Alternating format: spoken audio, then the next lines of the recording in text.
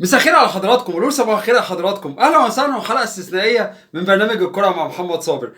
النهارده بالتحديد 7/7/2026 الساعه 7 عندنا حدث استثنائي، حدث عالمي في تاريخ الكره المصريه. ان شاء الله منتخب مصر هيقابل منتخب الارجنتين في كاس العالم دور ال 16 امريكا وكندا والمكسيك 2026.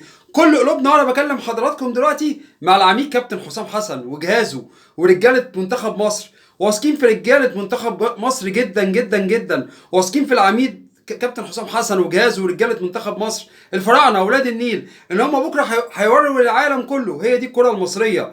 واحنا بنلعب مع ميسي.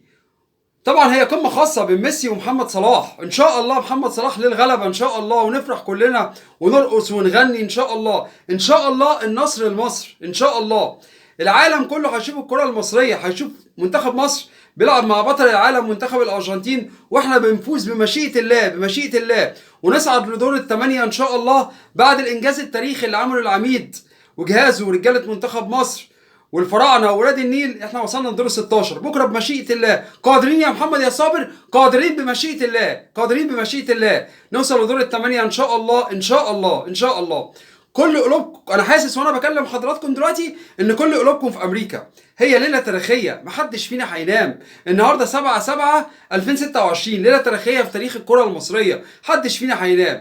هنصلي الفجر كلنا وهنقول يا رب، هندعي نقول يا رب يا رب يا رب انصر مصر ان شاء الله في الليله التاريخيه دي. انا اتعودت في سيستم خاص مع حضراتكم في البرنامج، برنامج الكره مع محمد صابر. بخلص الحلقه وبتعلم من اراء حضراتكم، بستنى اراء حضراتكم على صفحات برنامج الكره مع محمد صابر والاعلامي الرياضي محمد صابر على الفيسبوك، وقناتي على اليوتيوب الاعلامي الرياضي محمد صابر.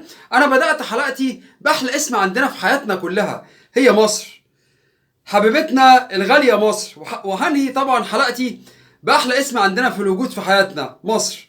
تحيا مصر، تحيا مصر، تحيا مصر. والسلام عليكم ورحمه الله وبركاته.